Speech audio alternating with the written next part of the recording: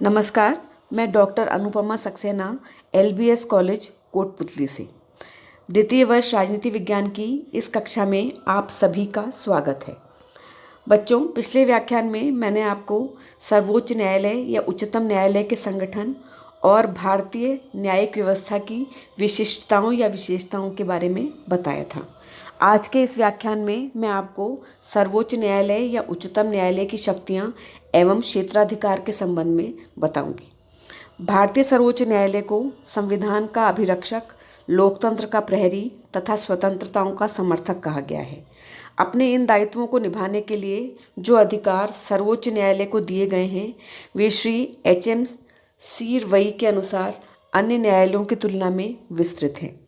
इन अधिकारों और शक्तियों को हम कुछ शीर्षकों या बिंदुओं के अंतर्गत देख सकते हैं। पहला बिंदु है प्रारंभिक क्षेत्राधिकार। वे मुकदमे जो अन्य कहीं और न जाकर सीधे उच्चतम न्यायालय में ही जाते हैं, उन पर सर्वोच्च न्यायालय को प्रारंभिक क्षेत्राधिकार प्राप्त है। ये मामले हैं भारत सरकार और एक या एक से अधिक राज्यों के बीच विवाद। दूसरा, भारत सरकार और राज्य या एक से अधिक राज्य एक ओर हों और दूसरी ओर एक या एक से अधिक राज्य। तीसरा, दो या दो से अधिक राज्यों के बीच विवाद। मौलिक अधिकारों की रक्षा का भार उच्चतम न्यायालय के साथ उच्च न्यायालयों को भी सौंपा गया है। अतः यह सर्वोच्च न्यायालय का समवर्ती प्रारंभिक क्षेत्राधिकार है। व्यक्ति की इच्छा पर निर्भर करता है कि वह पहले उच्च न्यायालय में जाए या सीधे सर्वोच्च न्यायालय के पास जाए। प्रारंभिक क्षेत्राधिकार के बाद अपीलीय क्षेत्राधिकार इस क्षेत्र में महत्वपूर्ण है। सर्वोच्च न्यायालय को उच्च न्यायालयों के फैसले के विरुद्ध कई मामलों में अपील सुनने का अधिकार है। ये मामले हैं, पहला, संवैधानिक मामले। यदि उच्च न्यायालय यह प्रमाण पत्र दे दे कि कोई मामला संविधान की व्याख्या से संबंधित है तो उच्च न्यायालय के निर्णय के विरुद्ध सर्वोच्च न्यायालय में अपील दायर की जा सकती है। यदि उच्च न्यायालय ऐसा प्रमाण पत्र देने से मना कर दे तो सर्वोच्च न्यायालय स्वयं अपील की अनुमति दे सकता है।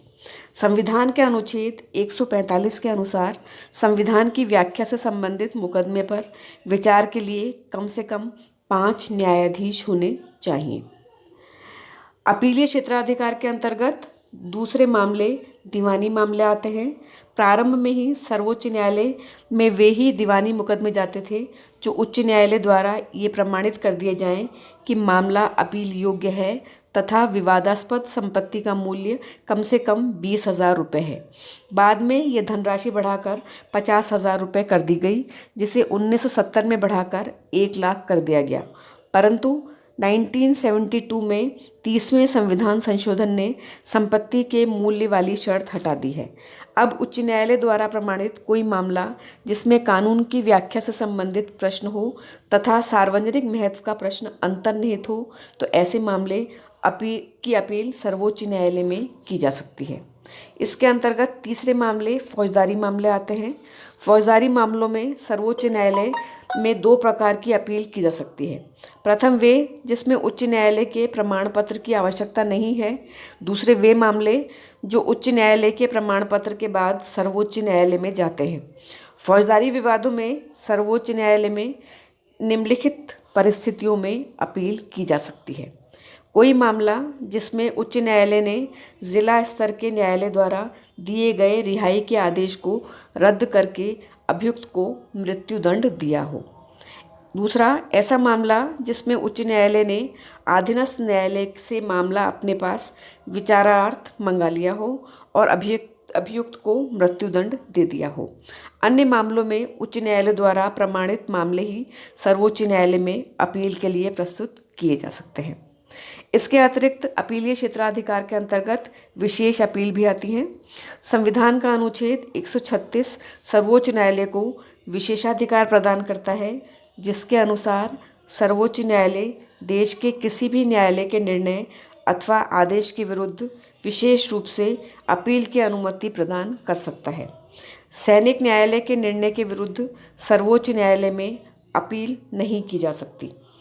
अल्लादी कृष्णास्वामी अय्यर के अनुसार किसी अदालत की कानूनी त्रुटि को सुधारने के लिए सर्वोच्च न्यायालय के हस्तक्षेप की व्यवस्था की गई है। राष्ट्रपति, उपराष्ट्रपति, लोकसभा अध्यक्ष, प्रधानमंत्री तथा संघ के अन्य पदाधिकारियों के चुनाव संबंधी विवादों पर निर्णय देने का अधिकार भी सर्वोच्च न्यायालय को है।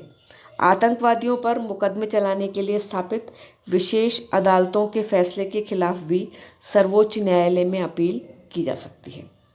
इसके अतिरिक्त सर्वोच्च न्यायालय को सलाहकारी या परामर्शदात्री क्षेत्राधिकार भी प्राप्त है। संविधान के अनुच्छेद 143 के अनुसार राष्ट्रपति को किसी भी सार्वजनिक महत्व के कानूनी प्रश्न पर सर्वोच्च न्यायालय से सलाह लेने का अधिकार है। सर्वोच्च न्यायालय को सलाह देने के लिए बाध्य नहीं किया जा सकता। राष्ट्रपति के लिए भी यह आवश्यक नहीं है कि वह सर्वोच्च न्यायालय द्वारा दिए गए परामर्श के अनुसार कार्य करे। ऐसे कई मौके आए हैं जब राष्ट्रपति को सर्वोच्च न्यायालय से सलाह लेने की आवश्यकता पड़ी।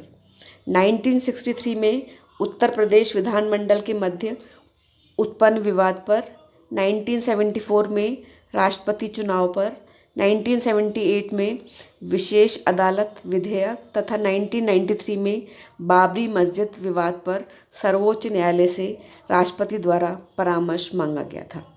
बाबरी मस्जिद विवाद पर सर्वोच्च न्यायालय ने परामर्श देने से मना कर दिया था, क्योंकि उसके अनुसार इस प्रश्न का कानून या संविधान की व्याख्या से कोई संबंध नहीं था। अन्य कई मामलों में भी राष्ट्रपति ने सर्वोच्च न्यायालय से परामर्श लिए जाने के प्रावधान का प्रयोग किया है। इसके अतिरिक्त सर्वोच्च न्यायालय मौलिक अधिकारों का संरक्षक है। संविधान में दिए गए नागरिकों को मौलिक अधिकार न्याय योग्य हैं। अनुच्छेद 32(1) के अनुसार नागरिकों के मूल अधिकारों के संरक्षण के लिए सर्वोच्च न्यायालय कई प्रकार के लेख और आदेश जारी कर सकता है, जैसे बंदी प्रत्यक्षीकरण, परमादेश, प्रतिषेध, अधिकार प्रच्छा तथा उत्प्रेषण लेख। इसके अतिरिक्त सर्वोच्च न्यायालय अभिलेख न्यायालय भी है। सर्वोच्च न्यायालय के फैसले और आदेश अभिलेख को सुरक्षित रखने का स्थान भी है। अनुच्छेद 129 के अनुसार सर्वोच्च न्यायालय के अभिलेख दृष्टांत के रूप में प्रस्तुत किए जा सकेंगे, जिनकी प्रामाणिकता पर संदेह नहीं किया जा सकता। सर्वोच्च न्यायालय के आदेश और निर्णयों की अवहेलना यदि कोई अधीनस्थ न्यायालय या व्यक्ति द्वारा की जाती है तो उसे न्यायालय की अवमानना के अभियोग में दंड दिया जा सकता है। इसके अतिरिक्त सर्वोच्च न्यायालय के कुछ अन्य कार्य इस प्रकार हैं। सर्वोच्च न्यायालय कुछ अन्य दायित्वों का निर्वहन भी करता है, जिसमें राष्ट्रपति और उपराष्ट्रपति दोनों के स्थान एक साथ रिक्त होने की स्थिति में उच्चतम न्यायालय का मुख्य न्यायाधीश भारत के कार्यवाहक राष्ट्रपति के रूप में कार्य करता है। उसके अनुपस्थिति में वरिष्ठ न्यायाधीश यह दायित्व निभाता है। उच्चतम न्यायालय के न्यायाधीश जांच आयोग के रूप में भी कार्य करते हैं। आवश्यकता इस बात की है कि जांच आयोग समस्या को टालने के लिए नहीं बिठाए जाने चाहिए, क्योंकि यह न्यायाधीशों की क्षमता, योग्यता और प्रतिभा का दुरुपयोग है। जांच आयोगों के प्रतिवेदनों पर गंभीर कदम उठाने की आवश्यकता है। इसके अतिरिक्त न्यायालय की अवमानना के लिए दंड देना भी सर्वोच्च न्यायालय का कार्य है। यदि कोई व्यक्ति सर्वोच्च न्यायालय के निर्णयों की उपेक्षा या अवमानना करता है तो न्यायालय को उसे दंड देने का अधिकार है।